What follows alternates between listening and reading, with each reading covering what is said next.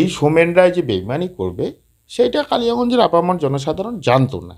বেকার মানে তখন একটা এই জনগণকে দোষ না দিয়ে আমি বলবো, সোমেন রায় যদি বেইমান হয়ে যায় তাহলে তার দায়িত্ব যে ভোট দিয়েছে তার আগে চেনা সম্ভব না।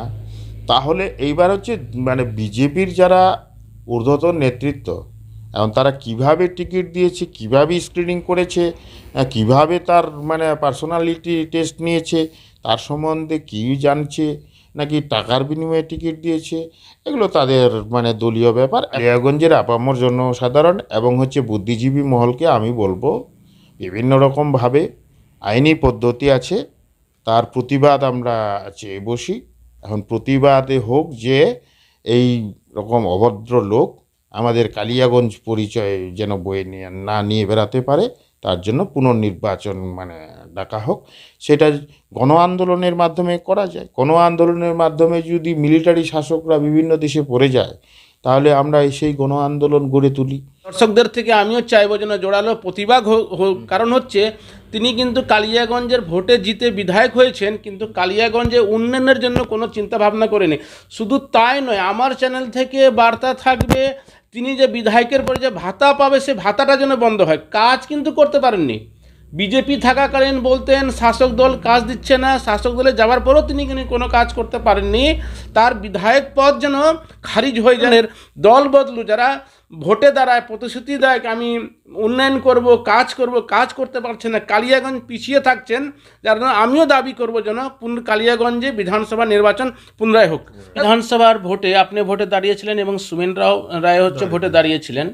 এবার প্রশ্ন হচ্ছে, জনগণ তো আপনাকে ভোট দিল না, জনগণ কিন্তু সোমেন রায় বহিরাগত প্রার্থীকে ভোট দিল। দেখুন, তখন তো এরা সোমেন রায়কে আর ভোট দেয়নি। যারা আমার কাছে পরিচিত, বিরোধী দল করুক, বিরোধী দলকে ভোট দিক, আমি যেটা জানি তারা হচ্ছে একটা পরিবর্তন হাওয়া একটা ছিল 2021 সালে, সেই পরিপ্রেক্ষিতে দলকে ভোট দিয়েছে। সেটা সোমেন রায়কে, কিন্তু ব্যক্তি সোমেন রায় কিন্তু ভোট পায়নি। কারণ ব্যক্তি সোমেন রায় 2-4 কিল ঘুষিও খাইছে, আমরা ভিডিও ফুটেজ আমরা দেখেছি আর কি।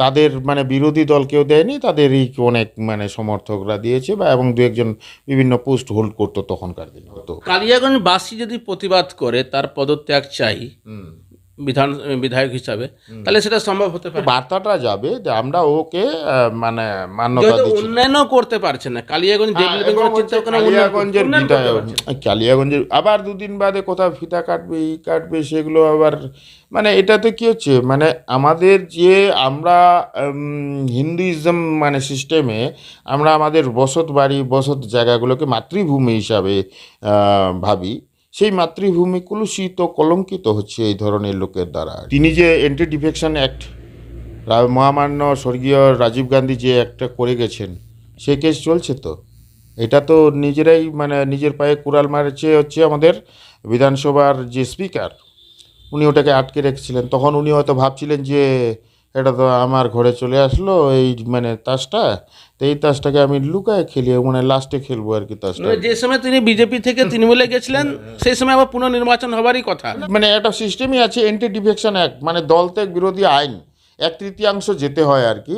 এইটা লাগু হওয়া বন্ধ হয়েছে, কিন্তু এটাতে ডিরেক্টলি কেন্দ্র সরকার মিশনটা চালু করছে। আমাদের বর্তমান যে কেন্দ্রীয় সরকার, শুধু পশ্চিমবঙ্গে না, এটা বিভিন্ন রাজ্যে আছে। দেখবেন হিমাচল সরকারের দিকে ওরকম একটা হাত লাগাচ্ছে, বিহারটা নিয়ে একেবারে টালমাটাল, তারপরে ওই তামিলনাড়ু, বিভিন্ন রাজ্যে, মহারাষ্ট্রে এরা দল ত্যাগটাকে মানে অ্যান্টি ডিফেকশন অ্যাক্টটাকে এখনও অ্যাক্টিভ রেখে সেটাকে মানে না কাজে লাগা, না প্রয়োগ করা, না অ্যাপ্লিকেশন করা, এটা মানে 2011 সালের মানে 14 সালের আগে মনমোহন সরকারের সময় এবং তার আগে পুরোপুরি প্রয়োগ করা হতো।